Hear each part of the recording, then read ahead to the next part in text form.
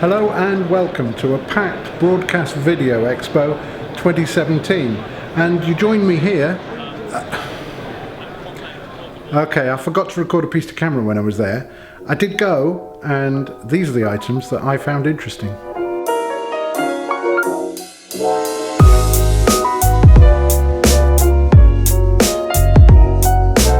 We are here with a sneak preview of the Small HD 503 Ultra Bright monitor. So one of the key differences between this and Small HD's existing range is we've got 2200 nits of brightness.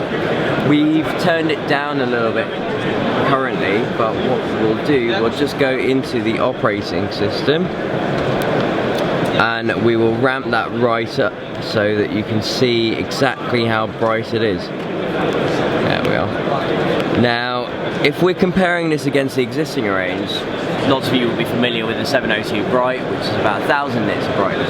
You're effectively getting double the brightness on this. So if you're a gimbal operator, a Steadicam operator, or just in a situation where you're outdoors, filming a documentary in Dubai, anything like that, this means that this is a true daylight viewable monitor.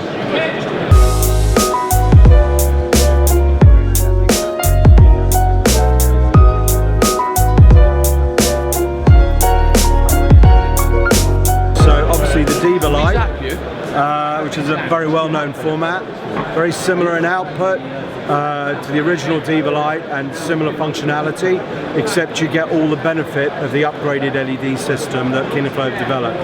On all the systems, you've got basically one-handed operation, so you can go around the menu with one hand and dim up and down, change Kelvin, whilst holding onto a ladder, if that's what you need to do. Why is this different? Well, one of the great advantages of this is that we can now add a full green or a full magenta in the white mode, and we're not just adding green and magenta, we're actually following the black body radiator, we're following the Planckian line. Right. So, for example, people used to say that the Canon camera was very, used to be a little magenta, and it read the Diva Light as well. The Sony's, the magenta in the skin tone. Are you finding that? Yeah, yeah. Okay. So what you can do here is you can go into the green magenta hue, and you can add a few points of green to match your camera you're using on any particular day. After 5 seconds, it always pops back to dimming, and that a little bit of green will stay in there, and you can muck around with the Kelvin, and it will follow. It won't change. That green edge will stay in all the way around the Kelvin. And then when you click up on the menu, you can go into gel mode, and now we have. We start off, we have some natural spectrum. So this is candlelight. It's not a gel, it's a spectrum that's been read, programmed into the light. You've got warm white fluorescent for an office, cool white fluorescent, and these are colors that you can't literally correct for because they're weird spectrums. Sodium vapor, street light.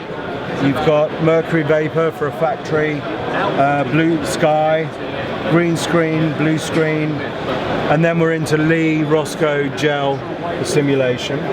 So you can pick a gel, flame red. You can go in and say that looks pretty good, but you know what? I'm not quite happy with it. You can bend the hue a bit. You can go back to your Kelvin setting and say, I want this flame red on a tungsten light, or actually I want to simulate it on an HMI. And you can change the white point behind the gel.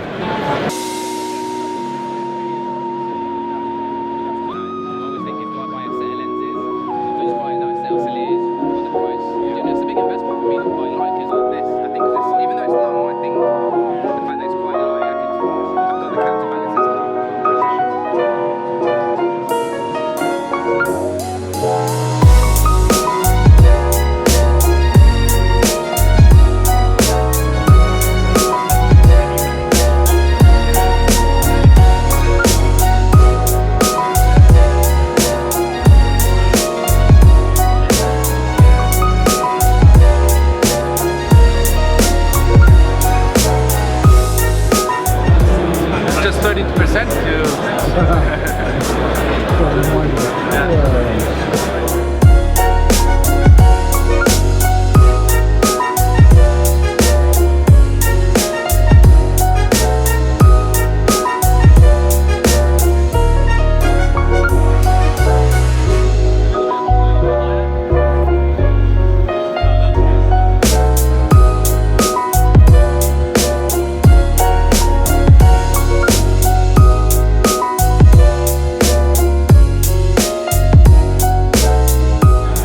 Blue is the new red, which is the new black.